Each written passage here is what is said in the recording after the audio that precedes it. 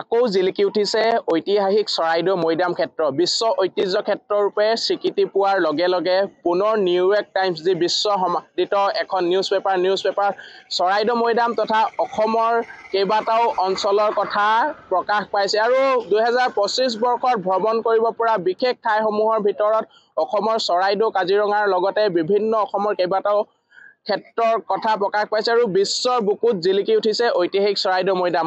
মই বৰ্তমান উপস্থিত আছো ঐতিহাসিক চৰাইদেউ মৈদাম ক্ষেত্ৰৰ বাকৰিত আৰু ঐতিহাসিক মৈদাম ক্ষেত্ৰৰ বাকৰিতে আজিৰে পৰা 3দিনীয়া বৰ্ণাঢ্য কাৰ্যসূচীৰে আৰম্ভ হৈছে চৰাইদেউ ফেষ্টিভেল অৰ্থাৎ চৰাইদেউ মহোৎসৱ। সতীৰ্থ কেমেৰা সাংবাদিক আছে, সতীৰ্থ কেমেৰা সাংবাদিকে চৰাইদেউ মৈদাম ক্ষেত্ৰৰ লগতে যি আজিৰে পৰা চৰাইদেউ মৈদামৰ বাকৰিত 3দিনীয়া বৰ্ণাঢ্য কাৰ্যসূচীৰে চৰাইদেউ ফেষ্টিভেল আৰম্ভ হৈছে। ইয়াৰ সামগ্ৰিক দৃশ্য দেখাব। ইয়াত চৰাইদেউ মহোৎসৱ 2025 বিশাল মণ্ডপ আপোনালোকে দেখিছে আৰু ইয়াত বিভিন্ন লোক সমাগম হৈছে আৰু দেখিছে যে কেনেদৰে খাদ্য মেলা, গ্ৰন্থ মেলা, বাণিজ্য মেলাৰে 3দিনীয়া বৰ্ণাঢ্য কাৰ্যসূচীৰে আৰম্ভ কৰা হৈছে চৰাইদেউ ফেষ্টিভেল। আৰু দেখা গৈছে যে এনেদৰে এতিয়া প্ৰথমে পতাকা উত্তোলন যি সোণাৰী সমষ্টিৰ বিধায়ক তথা চৰাইদেউ ফেষ্টিভেলৰ সভাপতি ধৰ্মেশ্বৰ কোঁৱৰে মূল পতাকা উত্তোলন কৰে আৰু তাৰ পাছতে বিভিন্ন কাৰ্যসূচী লোৱা দেখা গৈছে। আৰু আমি পোনে পোনে যদি যাওঁ গ্ৰন্থমেলা আৰু বাণিজ্য মেলাৰ দুৱাৰ মুকলি কৰিবলৈ যোৱা হৈছে আৰু দেখা গৈছে যে এনেদৰে এতিয়া চৰাইদেউ ফেষ্টিভেল 2025 আজিৰে পৰা বৰ্ণাঢ্য কাৰ্যসূচীৰে আৰম্ভ হৈছে। আৰু আজিৰ দিনটোতে 2025 বৰ্ষৰ বাবে এটা ভাল খবৰ বুলি যিহেতু ক'ব লাগিব যে বিশ্ব সমাদৃত নিউজ পেপাৰ নিউয়ৰ্ক টাইমছত চৰাইদেউ মৈদামৰ বিষয়ে লিখা হৈছে আৰু 2025 বৰ্ষৰ যিসমূহ ঠাই আছে, ফুৰিব পৰা ঠাই আছে, এই ক্ষেত্ৰত সমগ্ৰ বিশ্বতে চৰাইদেউ মৈদামৰ কথা লিখা আছে। আৰু যদি দেখা যায় যে এনেদৰে এতিয়া চৰাইদেউ মহোৎসৱ 2026ৰ যি গ্ৰন্থমেলা আৰু বাণিজ্য মেলাৰ দুৱাৰ মুকলি কৰিবলৈ লোৱা হৈছে আৰু সকলো ইয়াত সমাদৃত হৈছে আৰু বিভিন্ন স্মৃতি তৰ্পণ কৰিছে আৰু ইয়াত বিভিন্ন লোক অহা দেখা গৈছে। আৰু আমি এগৰাকী স্থানীয় লোকৰ সৈতে ওচৰলৈ যদি যাবলৈ চেষ্টা কৰোঁ, আপোনালোকৰ লগত অলপ কথা পাতিবলৈ চেষ্টা কৰিম। আজিৰে পৰা চৰাইদেউ মহোৎসৱ আৰম্ভ হৈছে। লগতে আৰু এটা ভাল খবৰ যে নিউয়ৰ্ক টাইমছত যি সমগ্ৰ বিশ্ব সমাদৃত এখন নিউজ পেপাৰ, তাত চৰাইদেউ মৈদামৰ বিষয়ে 2025 বৰ্ষৰ ফুৰিব পৰা ঠাইৰ ভিতৰত উল্লেখ কৰা হৈছে। কি ক'ব বিচাৰিব আজি?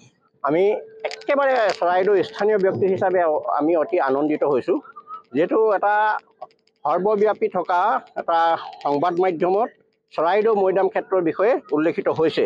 ই এটা গৌৰৱৰ বিষয়, গতিকে আমি আনন্দিত আৰু উৎফুল্লিত হৈছোঁ। আৰু তাৰ লগে লগে সমগ্ৰ অসম তথা সমগ্ৰ ভাৰতবৰ্ষ, সমগ্ৰ বিশ্বৰ জনসাধাৰণক আমি চৰাইদেউ মৈদাম ক্ষেত্ৰ দৰ্শন কৰিবলৈ আহিবৰ বাবে অনুৰোধ জনাইছোঁ, আমন্ত্ৰণ জনাইছোঁ। আজিৰে পৰা চৰাইদেউ মহোৎসৱৰো আৰম্ভ হৈছে। হয়, চৰাইদেউ মৈদামে বিশ্ব ঐতিহ্য ক্ষেত্ৰ হিচাপে স্বীকৃতি পোৱাৰ পিছত আমি প্ৰথম বছৰ এই চৰাইদেউ মহোৎসৱ অনুষ্ঠিত কৰিছোঁ। গতিকে এই বছৰটোত আমি অন্যান্য বিগত বছৰসমূহতকৈ এইবাৰ ব্যতিক্ৰম ধৰণে আমি অনুষ্ঠিত কৰিবলৈ বিচাৰিছোঁ। এবাৰ এই বছৰ আমাৰ আন্তঃৰাষ্ট্ৰীয় পৰ্যায়ৰ শিল্পী ইতিমধ্যে শ্ৰীলংকাৰ পৰা আহি 24জন শিল্পী, সাংস্কৃতিক কৰ্মী আহি আমাৰ নাজিৰা ONGC গেষ্ট হাউচত বাহৰ পাতি আছেহি। মানে তেওঁলোকেও আহি ইয়াত অংশগ্ৰহণ কৰিছে।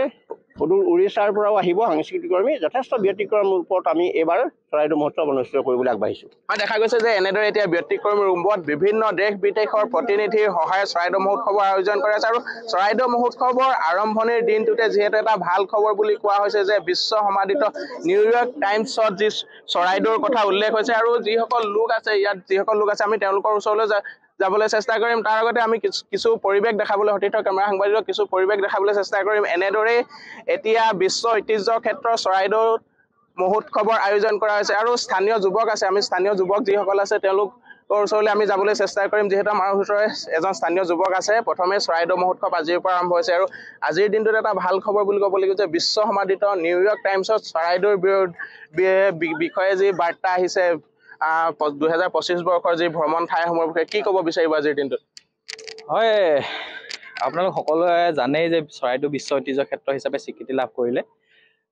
চৰাইদেউ বিশ্ব ঐতিহ্য ক্ষেত্ৰ হিচাপে স্বীকৃতি লাভ কৰাৰ পাছৰ পৰা যিধৰণে দেশী বিদেশী পৰ্যটকৰ সমাদৰ আমাৰ চৰাইদেউ মৈদামে পাবলৈ সক্ষম হৈছে, তাক লৈ আমি নিজকে এজন স্থানীয় যুৱক হিচাপে আমি গৌৰৱবোধ কৰোঁ যে আমাৰ চৰাইদেউ মৈদাম বিশ্ব বুকুত জিলিকি উঠিছে।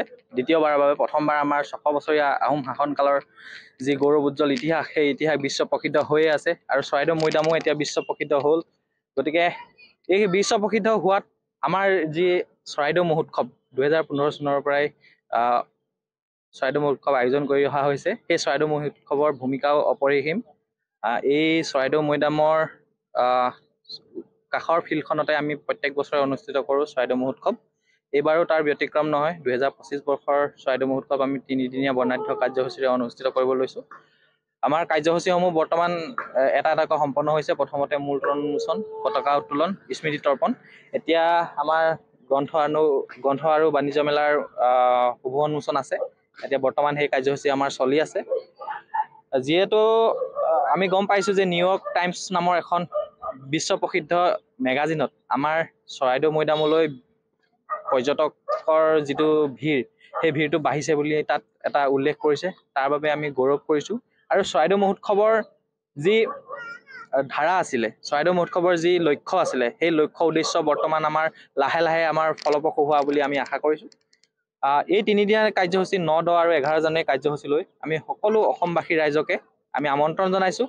আপোনালোকে আহক, আমাৰ চৰাইদেউ মহোৎসৱৰ আমেজ লওক আৰু লগতে চৰাইদেউ মৈদামৰ যি নান্দনিক পৰিৱেশ, সেই পৰিৱেশো আপোনালোকে উপভোগ কৰক।